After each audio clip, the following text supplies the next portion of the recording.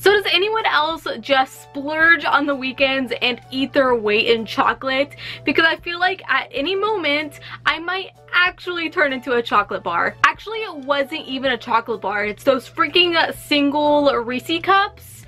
Those are my weakness. Hi everyone, my name is Holly, and in today's video I am going to be doing my August wrap up. So as most of you guys know, I did hit a little bit of a reading slump in August, but no more. I picked up 7 books. That's right, 7. So let's go ahead and just rip that band-aid right off and start with the very first book, which is a bit of a controversial one, and that is Mirage by Soumya Daud. I am so disappointed by this one. Honestly, I don't even have to explain too much about what this book is about, because literally the synopsis does it for me. It's just a few short words, honestly, and it basically follows our main character Amani, who plays a body double for the cruel princess, who predictably falls insta-love with the cruel princess's fiance and predictably becomes a spy for the rebellion. Oh, and 200 pages worth of pretty dress descriptions. If I wanted that, I'd open up a 17 magazine. There is literally just endless stretches of nothingness in this book. The characters were bland, there was no action, I found it to be so boring. I'm just so incredibly aggravated by this one because it's so unoriginal. I know a lot of people are going to love it. I didn't like the author's writing style, and I found the culture and the history to be too complicated, and not that I was too dumb to understand, but it's just so complicated that it's jarring and very inconsistent, and I could tell that the author put most of her energy into the culture and the history, but not enough energy anywhere else. So I ended up giving this one a 1.5 out of 5 stars. So the next book I'll be talking about that I read in August was Garrison Girl by Rachel Aaron. So this is a YA novel set in the Attack on Titan universe, and with it being YA, comes with all of its cliches and romance. There's nothing wrong with that at all, but reading about a world that is so incredibly brutal made those YA elements stick out like a sore thumb. So in this book we follow our main character Rosalie, who comes from a very noble family. They are lavishly rich with dresses and huge parties, and they live in this big beautiful estate that is in the center of Walsina. She has it all, and this lifestyle has truly made Rosalie very stuck up and hard to deal with, but I'll get to that later. All she wants to do is to fight the Titans on top the Walrose garrison, so she defies her father and sets out on this quest. So I was immediately put off by Rosalie. This girl has never really left her home, and as soon as she gets to Walrose garrison, she literally tells everyone that she can't wait to teach them how it's done. Like, girl, you haven't even seen a Titan yet.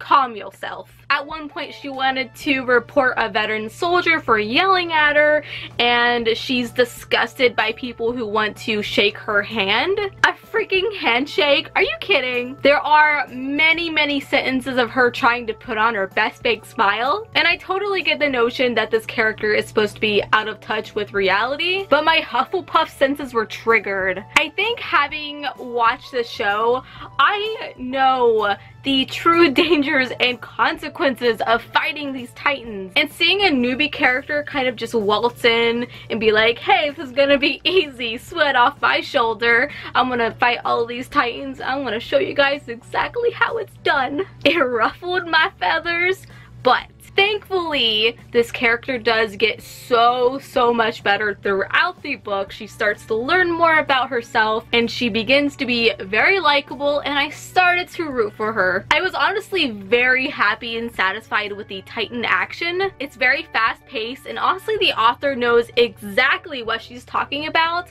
when it comes to the Titan's mechanics, like when you chop off a Titan limb, it regenerates, and how the blood burns you, and all of that stuff was really interesting. So I do believe that you can go into this without having watched or read the manga and anime, but you're just going to be really confused on the whys of this world, which makes this short story kind of awkward to read. All in all, my main problems with this book were the characters, and even though the author did a fantastic job writing about this world, it was already established by another author, so it was the characters that really should have sold it for me. But I ended up giving this one a 3 out of 5 stars. So up next, I actually got my pre-order in of Rat Queens Volume 5 by Curtis J. Weeb. So I am a huge fan of the Rat Queen series, but I do feel like this graphic novel series took a turn for the worse in Volume 3. The Mage University storyline ended on a huge cliffhanger with one of our main characters in a very permanent situation, which caused the whole group to kind of scatter on their own. But then Volume 4 came out, which I actually loved by itself, but it completely disregarded all of the events in Volume 3. And Curtis J. Weeb actually stated that there will be a soft reboot to the series and that eventually things will line up, which comes Volume 5, which is a clusterfuck. The beginning had so much potential. I absolutely loved the art. The story was so promising. It starts off with a story about Orc Dave and how he's doing, and it was just so beautiful. We had the typical Rat Queens banter, but the more and more I read, the more dissatisfied I became. We have a new enemy in town who is an evil mage, and he is erasing people from existence. Not only did this force the plot to have to jump into these weird time paradoxes, but the art also kept changing. It would go from normal to a weird, trippy cartoon style, which I kind of understood with the story. And then it went to 80s He-Man for some reason. The only way that I feel like this graphic novel series can be successful again is if it just went back to the good old days of Volume 1. I don't even care if it has a follow-up storyline. All I want to read about are these characters going on quests, fighting monsters, and getting plastered. Please, please, Volume 6, restore this balance. I ended up giving this one 2.75 out of 5 stars. Another book that I had pre-ordered came in this month, and that was Dance of Thieves by Mary E. Pearson. Now, I did film a full spoiler-free review for this book. I will link that down below for you if you are interested, so I won't be going into too much detail about it. So this book follows new characters in the same world as the Remnant Chronicles, which is the series previous to this one that I absolutely adored. Some years have passed and we follow one main character who is female, and she is the soldier for the queen who has a very rough past being a street thief. And then we have the male character who is thrust into the role of being a leader of his dynasty after his father unfortunately passes away. I absolutely loved being back in this world, and I loved being introduced to these brand new characters. There's a lot of swoon happening, a lot of sparks flying, but also a lot of tension and mistrust. You can read this without having read the Remnant Chronicles, but there is a lot of spoilers if you end up doing that in this book. But I ended up giving this one 4.5 out of 5 stars. Again, go watch my book review for it. So these next two books are actually manga. That's right, I actually filmed my whole experience reading manga for the very first time.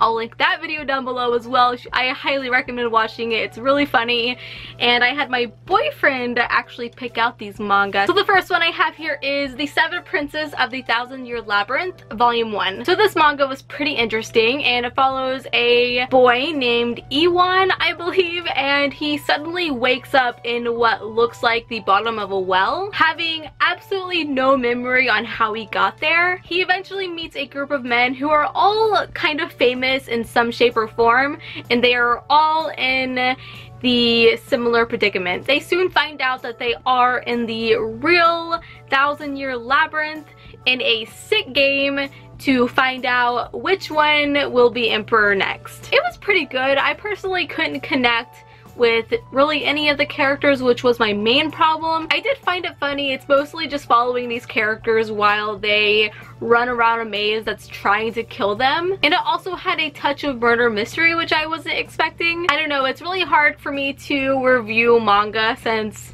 this is literally the first one that I'm talking about ever, but I ended up giving this one a 3 out of 5 stars. Now the next manga I really enjoyed, and that was Delicious in Dungeon Volume 1. This manga was super cute and it literally surrounds fantasy and food. This is like reading a dungeon crawling adventure where the protagonists have fallen on hard times and they have to eat what they kill while going through this dungeon to try and save their friend who's been eaten by a dragon. If you like video games, especially RPGs, you are going to love this one. It was really fun and super funny and it had me laughing out loud. It actually had me really hungry and really wanting to try some of the food that the characters cook in this, and I ended up giving this one 4 out of 5 stars. So it was getting close to the end of the month and I wanted to pick up something short and quick, and I found the perfect book for that,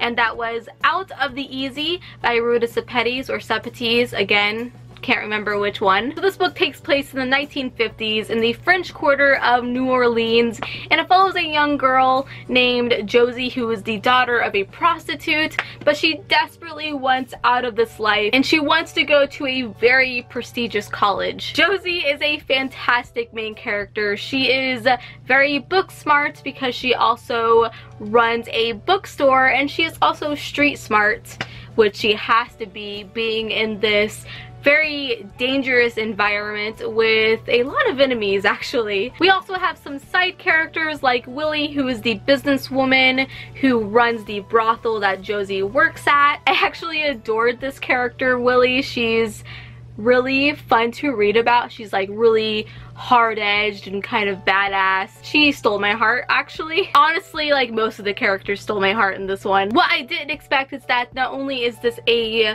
historical fiction, but it also has a murder mystery element to it that was so fun.